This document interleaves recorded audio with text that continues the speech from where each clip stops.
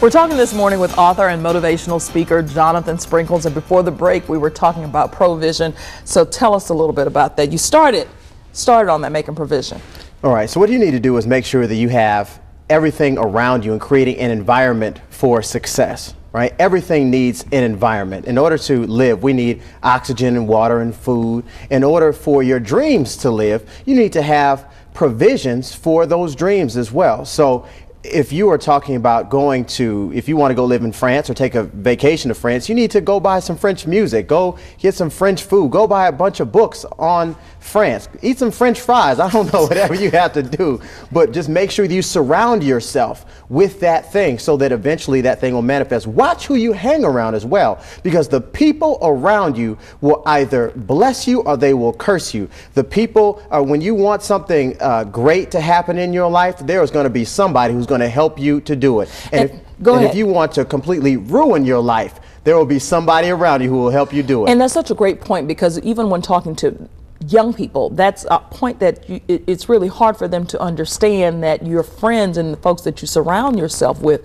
are really important as far as your success is concerned. Absolutely. The people will speak little things in your life, things like, well, how do you know you can do this? And are you sure? You know, you're the first person in your family to want to go to. How could you, somebody who looks like you or is from where you're from, do those things that you say you want to do? So you have to figure out what side of the ledger people are on. They're either for you or they are against you, and classify them accordingly and treat them accordingly. You have to find those people who are not going to be the energy drainers, but get those energy boosters.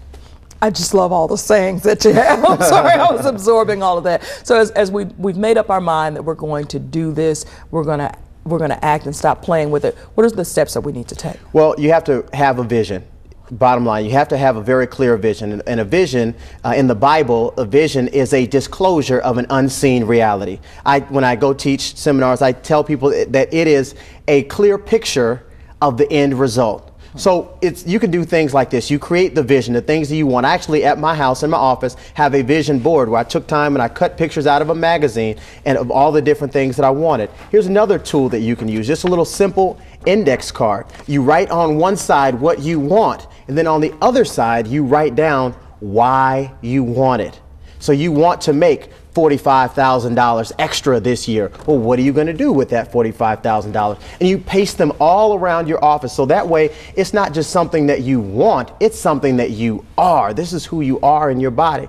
So the vision has to be very clear. If you notice, most couples, when they get together, you know, they're all in love and they have a couple of kids, and then right about that 18th year of being married, then what happens? Now all of a sudden they divorce. What happens at 18? The kids go off to college, and then all of a sudden they don't have anything else left in the marriage because their vision was only for the kids. So your vision has to be bigger than you. It has to supersede anything that you feel that you could do in your lifetime. And it's really important, like you said, that you write it down and that you take a look at it every day, because otherwise we lose track of what we're trying to do. Right, right. Most people don't take the time to actually do that. There's a phrase that says to think is to put it in ink. And that's the thing that has changed me more than anything. I actually carry around this book everywhere I go, and I keep in it everything from the phone numbers I have to write down to the plans and the ideas that I have. This might have cost me $3 at the store, but this has brought me tens of thousands of dollars right here, because I take the time to record the visions that I have and the ideas so I don't let them go. I lock it in. That's what my pastor was talking about last night. Lock it in. Don't let it go anywhere. So really the key to success is just stepping out there and doing it, and that's where people make their mistake, because they keep talking about it and they never take any action. Quit playing with it. That's what you have to do. Quit playing with it, write the vision, and surround yourself. Get yourself a coach or a mentor or someone who's going to hold you accountable. Someone who's going to pull you even when you don't feel like going. I told you about my friend Dante I was working out with all the time. Sometimes I didn't feel like doing that extra round of stairs. And he would say, come on, we've got to do it. And he would repeat the vision to me. And that's the power of having a mentor or a coach or somebody around there who's going to help you out and to help you to do what it is you didn't think you could previously do. Now I'm pushing Dante and moving him to a next level. And Dante's doing wonderful. He is. And as we close, one last thought that you have for folks who are really thinking about it, they're going to get up and they're going to take some action today. I have an original thought. Quit playing with it.